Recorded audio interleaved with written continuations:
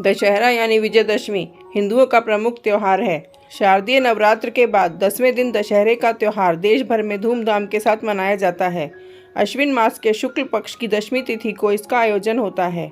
भगवान राम ने इसी दिन रावण का वध किया था तथा देवी दुर्गा ने नवरात्रि के 10 दिन के युद्ध के उपरांत महिषासुर पर विजय प्राप्त की थी।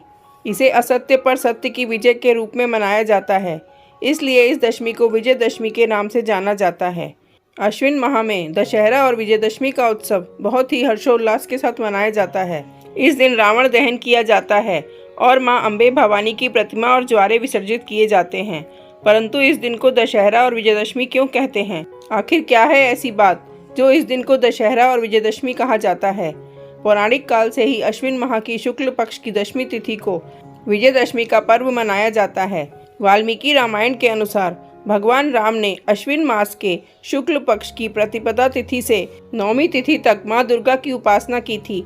इसके बाद 10वीं तिथि को उन्होंने रावण का वध किया था। इसी कारण हर साल विजयदशमी के पर्व को मनाया जाता है। मान्यता है कि इस दिन रावण के पुतले जलाए जाते हैं और भगवान राम की पूजा की जाती है। ये त्योहार बुराई पर अच्छाई की जीत के प्रतीक के रूप में मनाया जाता है। पौराणिक कथा के अनुसार 14 वर्ष के वनवास के दौरान लंकापति रावण ने जब माता सीता का अपहरण किया तो भगवान राम ने हनुमान जी को माता सीता की खोज करने के लिए भेजा। हनुमान जी को माता सीता का पता लगाने में सफलता प्राप्त हुई और उन्होंने रावण को लाख समझाया कि माता सीता को सम्मान सहित प्रभु श्री राम के पास भेज दो। रावण ने हनुमान जी की एक न मानी और अपनी मौत को निमंत्रण दे डाला। मर्यादा पुरुषोत्तम श्री राम ने जिस दिन रावण का वध किया उस दिन शारदीय नवरात्र की दशमी तिथि थी। श्री राम जी ने 9 दिन तक मां दुर्गा की उपासना की और फिर 10वें दिन रावण पर विजय प्राप्त की। इसलिए इस त्योहार को विजयदशमी के रूप में मनाया जाता है।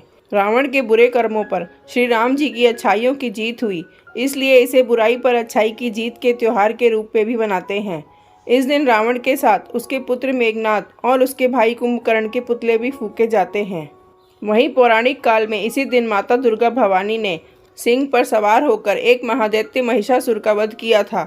महिषासुर बहुत ही बलवान असुर था और उसने अजय होने के लिए कठिन तप किया था। उसकी तपस्या से प्रसन्न होकर ब्रह्मा जी ने उससे कहा, हे वत्स, तुम मृत्यु को छोड़कर कुछ भी मांग लो। इसके बाद महिषासुर ने बहुत सोचा और कहा कि हे परमपिता, ठीक है, देवता, असुर और मानव में से किसी से मेरी मृत्यु ना हो। आप किसी स्त्री के हाथ से मेरी मृत्यु निश्चित करने की कृपा करें। महिषासुर के द्वारा ऐसा वरदान मांगने पर ब्रह्मा जी ने उसे ये वरदान प्रदान कर दिया और अपने लोक को चले गए।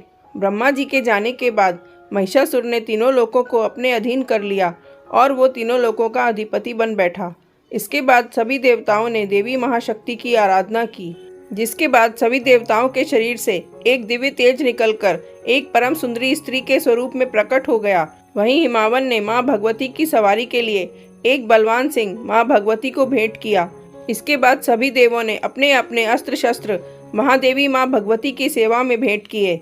वहीं माँ भगवती अम्बे ने देवताओं की पूजा अर्चना से प्रसन्न होकर उन्हें शीघ्र ही महिषासुर के भय से मुक्ति दिलाने का वचन दिया।